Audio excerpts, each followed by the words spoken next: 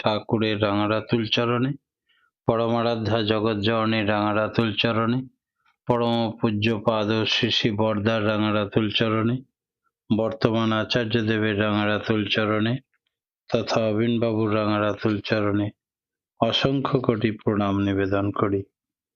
আজ অনলাইনে যুক্ত ঠাকুরের পূত পবিত্র পাঞ্জাধারী কর্মীবৃন্দ এবং অমৃত পথযাত্রী দাদা ও মায়েদের যথাযোগ্য স্থানে আমার সশ্রদ্ধ আনন্দিত জয়গুরু ও প্রণাম। পরম প্রেমময় শ্রী শ্রী ঠাকুর আমাদের জীবনের এক বিস্ময়।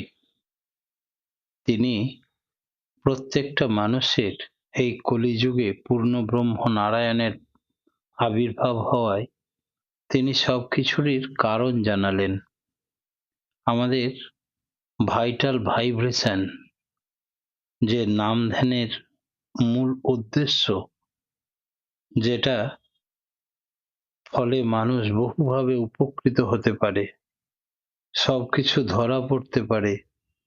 কেউ মরে গেলেও ইলেকট্রনিক থ্রম্বিং, অপরা বিদ্যুৎ কণার স্পন্দন এর প্রয়োগ করে তাকে পুনর্জীবিত করা যায়। এরকম ঠাকুর নিজের জীবনে প্রথমে দেখেছিলেন তেলে পোকা, গোবরে পোকা, আকন্দ গাছ, আম গাছ, বিভিন্ন গাছকে স্পর্শ করে নাম করে স্পন্দন দিয়ে দেখেছিলেন। তাকিয়ে থেকে গাছের ডাল ভেঙে পড়ে। তারপরে তিনি নামধ্যান হসপিটাল খুলেছিলেন এবং তাতে মৃত ব্যক্তি, অল্প বয়সী অক্ষত বডি, তাদের ধরে নিয়ে এসে 4-5 জন গুরু ভাই নামে স্পন্দন দিয়ে 4-5 দিনের মধ্যেই আবার পুনরায় শ্বাস প্রশ্বাস হৃদস্পন্দন চালু হয়। তখন উপযুক্ত পথ্য দিয়ে তাকে হাঁটিয়ে বাড়ি পাঠিয়ে দেওয়া হয়। এই যে পৃথিবীর বুকে এক বিস্ময়কর ঘটনা তিনি করেছিলেন। বলেছিলেন ভাইবোমিটার সম্বন্ধে, যে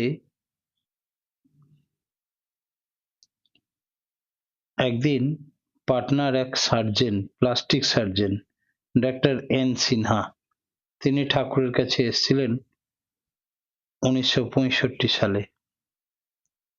বর্দার বাড়িতে উঠেছেন, সার্জেন জিজ্ঞেস করছেন, কাজলদা ঠাকুরের সঙ্গে তার পরিচয় করিয়ে দিলেন। ডাক্তার সিনহা ঠাকুরের অনেক কথা কাজলদার কাছ থেকে শুনেছেন। ভাইবোমিটার, সান্ডিল্য বিশ্ববিদ্যালয়, নামধান হসপিটাল, এই সমস্ত কথা উনি শুনেছেন। ডক্টর সিনহা ঠাকুরকে জিজ্ঞেস করলেন, ঠাকুর, যদি একটা ছেলে পুড়ে যায়, তার শরীরের চামড়া ছাড়া অন্য কোনো লোকের চামড়া প্রয়োগ করে কি তাকে প্লাস্টিক সার্জারি করা যাবে? শ্রী শ্রী ঠাকুর স্বতঃস্ফূর্ত হয়ে বলে উঠলেন, মানুষ তো একটাই, তার মতন তো আর একটা নাই। প্রত্যেকেরই রকমের তফাৎ আছে, একই রকম হয় না পৃথিবীতে কেউ। তাই ওই ছেলের চামড়াই ওই ছেলেকে দিতে হবে। এর সাবস্টিটিউশন বা পরিবর্তে আমি অন্য কিছু দেখি না। ডক্টর সিনহা, আমি শুনেছি ঋষিরা হয়তো এখানে একজনের সঙ্গে অন্যজনের কথা বলেছেন, আবার 400 মাইল দূরে কি হচ্ছে, 1000 মাইল দূরে কি ঘটনা ঘটছে, কে কথা, তিনি সেখানেও গিয়ে কথা বলতে পারছেন। ঠাকুর বললেন, এইরকম ঘটনা আমি করিনি, তবে আমার জীবনে মৃত্যু একটা নিরাময়যোগ্য ব্যাধি বলে মনে করি, তার চিকিৎসাও সম্ভব। অভিনব ভাইব্রোমিটার যন্ত্রের আবিষ্কারের কথা ঠাকুর বললেন, সেটা আমার নিজের মস্তিষ্ক প্রসূত। অদূর ভবিষ্যতে হয়তো ঠাকুর ভক্ত কোনো বিজ্ঞানী তাপস তার ইচ্ছাকে বাস্তবে রূপ দেবে।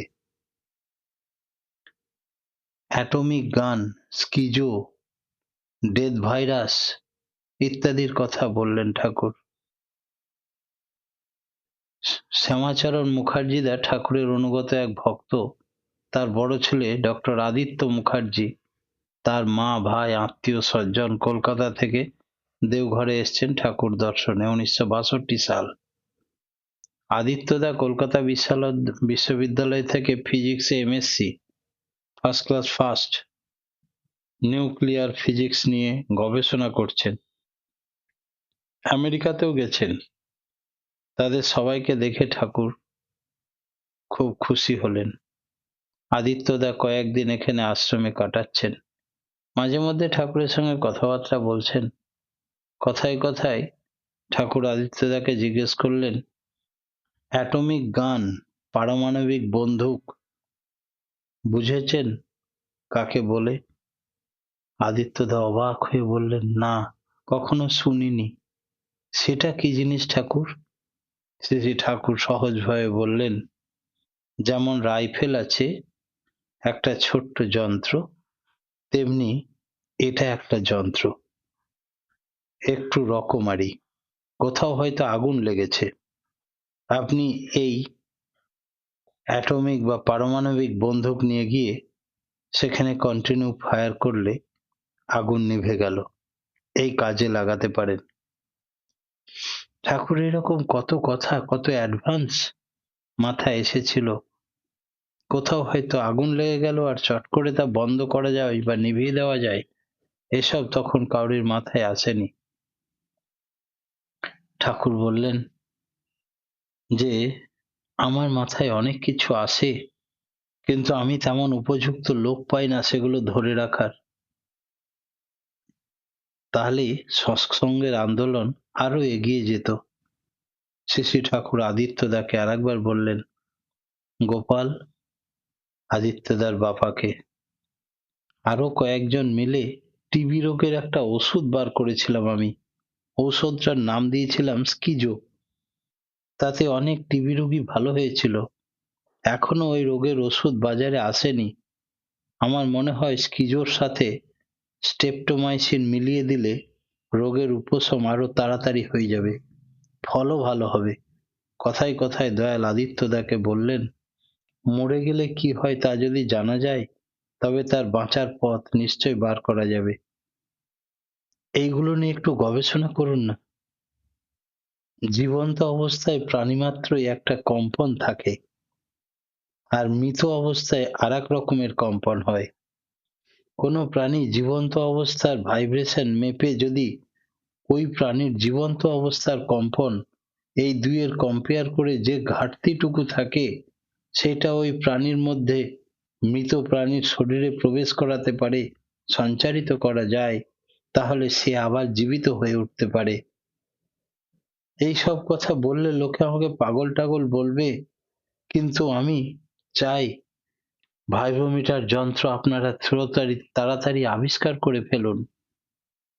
আর ডেথ ভাইরাম, এই শব্দটি ঠাকুরের নিজস্ব প্রযোজন। তিনি গোপালদাকে বললেন, যেটা মৃত জীব থেকে বিশেষ প্রণালী ও রাসায়নিক প্রক্রিয়ার সাহায্যে সংগৃহীত এক প্রকার তরল ঔষধ। ডেথ ভাইরাম তৈরি করলে মানুষের বেলায় অনেকটা দিতে হবে, ইঁদুরের বেলায় ইঁদুরটাকেও দেওয়া যায়, ব্যাঙের বেলায় তার মতো পরিমাণ করে তাকেও দেওয়া যায়। সবাই এই ডেথ ভাইরাম প্রয়োগ করে বাঁচানো যায়। গোপালদার বুদ্ধিমতো ডক্টর প্যারীমোহন নন্দী বললেন, মরা ব্যাঙ থেকে তার হার্ট, লাংস, কিডনি, টিস্যু এগুলো নেওয়া যায় শুনেছি, কিন্তু ডেথ ভাইরাম প্রয়োগ করে মরাকে যে বাঁচানো যায় এ কথা কখনো শুনিনি ঠাকুর। ঠাকুর বললেন, চেষ্টা করলেই হবে। বলে তিনি বললেন কি করে ইনজেক্ট করতে হবে ব্যাঙকে, তাকে অসার ওই ব্যাঙটাকে আবার সজাগ করে দেওয়া যায়, সে শক্তিশালী হয়ে উঠবে। একবার দুবার পরীক্ষা করেও ঠাকুর দেখিয়েছিলেন। আজকে আমরা যে ঠাকুরকে পেয়েছি তিনি হচ্ছেন আদি অনাদির অপার। কলিযুগ যেমন পরিপক্ক শ্রেষ্ঠ জীব, তেমনি এই যুগের তিনি শ্রেষ্ঠের শ্রেষ্ঠ, গুরুর গুরু, সকলের শিক্ষক। বিজ্ঞানী আইনস্টাইন যে এত বড় হলেন, তার ইষ্টানুরূপ কোথায় ঠাকুরকে জিজ্ঞেস করা হলে তিনি বলেন, আইনস্টাইনের ওই একটাতে যে নিষ্ঠা ছিল তাই তাকে এত বড় করে তুলেছিল। ওই একের প্রতি গভীর অনুরাগ থাকার দরুন তেমনতর বেড়ে উঠেছিলেন। এই অনুরাগ ছাড়া, ইষ্ট বা আদর্শ ছাড়া মানুষ বেড়ে উঠতে পারে না। পরম প্রেমময় শ্রী শ্রী ঠাকুর বললেন, যে কোনো ব্যক্তির ব্যক্তিত্বে স্ফুরণ ঘটাতে গেলে চাই ওই ইষ্টানুরাগ। একটি মা একদিন ঠাকুরকে প্রণাম করতে এলেন। তিনি অধ্যাপিকা। ঠাকুর বাংলাতে ঠাকুর বসেছিলেন, সুন্দর শাড়ি পরে এসেছেন, কিন্তু হাতে শাঁখা লোহা কিছুই নেই, কপালে একটা ছোট্ট টিপ। ঠাকুর খেয়াল করলেন, লক্ষ্য করে খুব মিষ্টি করে বললেন, মা গো, তুই সিঁদুর দিস না? সিঁদুর দেওয়া ভালো। এরপরে একটু থেমেই বাণী দিলেন, লোহায় পোষে রক্তকণা, শাখায় পুষ্ট হার, সিঁদুরেতে শোভা বাড়ায় বন্ধ্যার প্রতিকার। শ্রী শ্রী ঠাকুরের কথা শুনে উক্ত মা খুব লজ্জিত হলেন। তারপর সম্মতিসূচক স্বীকৃতি জানিয়ে প্রণাম করে গেলেন। তারপর থেকে তিনি শাখা সিঁদুর নিয়মিত ব্যবহার করতেন। ঠাকুর সধবা মায়েদের শাখা সিঁদুর পরা পছন্দ করতেন। এগুলি ব্যবহার করার বিশেষ তাৎপর্য আছে। তিনি বুঝিয়ে বললেন যে লোহা রক্তকণিকাকে পোষণ দেয়। প্রত্যেক অঙ্গেরই একটা শোষণ ক্ষমতা আছে। তাই শরীরের সংস্পর্শে কিছু থাকলে তা থেকে যা নেওয়ার শরীর তা নেয়। প্রজনন ক্রিয়াটা মেয়েদের, এই লোহা তাদের বিশেষ প্রয়োজন। অ্যানিমিয়া রক্ত অল্পতা হলেও তা কাজ করে। আবার শঙ্খে উপস্থিত থাকে ক্যালসিয়াম, যা হাড়কে পুষ্ট করে। এইভাবে প্রত্যেকটির যথেষ্ট গুরুত্ব আছে। পরম প্রেমময় শ্রী শ্রী ঠাকুর আমাদের প্রতি মুহূর্তে হাজারো ঘটনার কথা বলতেন, আর সবটাই হচ্ছে ধর্মের উপরে ভিত্তি করে। তাই ধর্মপথে চললে সাংসারিক সুখ ফিরে পায়, এছাড়া সংসারে সুখ থাকে না। ধার্মিক ব্যক্তি সুখী হবেই। ধর্মপথে চলাই লাগবে সুখ শান্তির জন্য। ধর্ম মানে তোমার সত্তাকে যিনি ধরে রাখেন, যেটাকে পোষণ দেওয়া লাগে। যেমন বলি, গাছের ধর্ম এই, সাপের ধর্ম এই, বাটির ধর্ম এই। প্রত্যেকে নিজে নিজে ধর্ম পালন করে, তাই স্ব স্ব সত্তায় অধিষ্ঠিত থাকে। আর যদি নিজের নিজের ধর্ম ত্যাগ করে, তাহলে তাদের অস্তিত্বই থাকে না। ধর্ম কোনো আজগুবি রকম নয়। বুড়ো বয়সে, অল্প বয়সে অনেকে দীক্ষা নিতে চান না। ডিপি ওয়ার্ক করতে গিয়ে দেখা যায়, বলে ওই ছেলেটার তো এখন 12 বছর মাত্র বয়স, এখন ছাত্র, এখন কেন ওকে দীক্ষার কথা বলছেন? তার বাবা মাই বলছে, তার গার্জেন বলছে। ঠাকুর বললেন, বুড়ো বয়সে ধর্ম সে তো বেকুবি। ধর্ম মানে ধৃতি পালন, ধৃতি পোষণ। এই ধৃতি পালন যদি আমি গোড়ার থেকে করি, তবে বুড়ো বয়সে সেটা ইস্তেমাল হয়ে যায়। ধর্ম করতে গেলে যা না হলে হবে না। আবার দেখতে হবে, জীবনে দরকার একজন আদর্শ মানুষ, যাকে দেখে আমরা সব ঠিক করে নিতে পারবো। তিনিই জীবনের প্রধান উপাদান। আবার ধর্ম করতে হলেও বাঁচা বাড়ার প্রয়োজন। ধর্ম ছাড়া মানুষ বাঁচতে পারে না, বাড়তে পারে না সঠিকভাবে।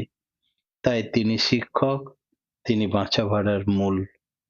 তাই ধর্ম মানুষের সারাটি জীবনের সহায়ক। ধর্ম যদি না ফুটলো রে, আচরণের প্রতি কর্মে পৃথক করে রাখলি তারে, কি হবে তেমন ধর্ম?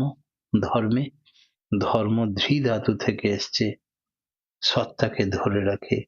তাই ধর্ম অপরিহার্য, অনিবার্য সব জীবনে, প্রত্যেকের জন্য।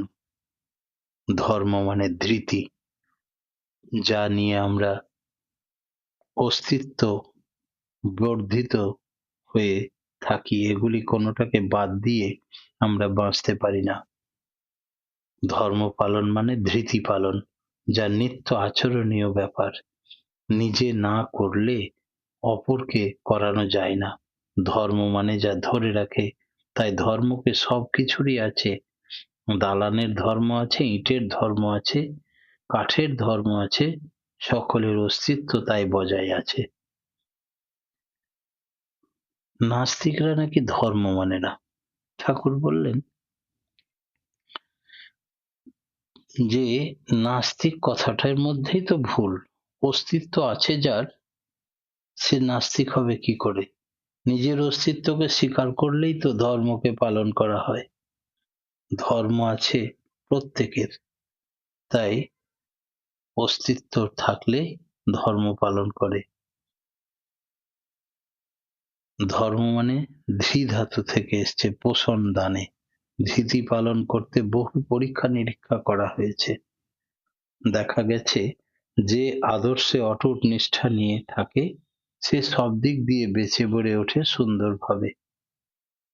পরম প্রেমময়, পরম দয়াল শ্রী শ্রী ঠাকুর প্রত্যেককে সব জীবনে সব অবস্থায় ধর্ম পালন করে চলতে বলছেন।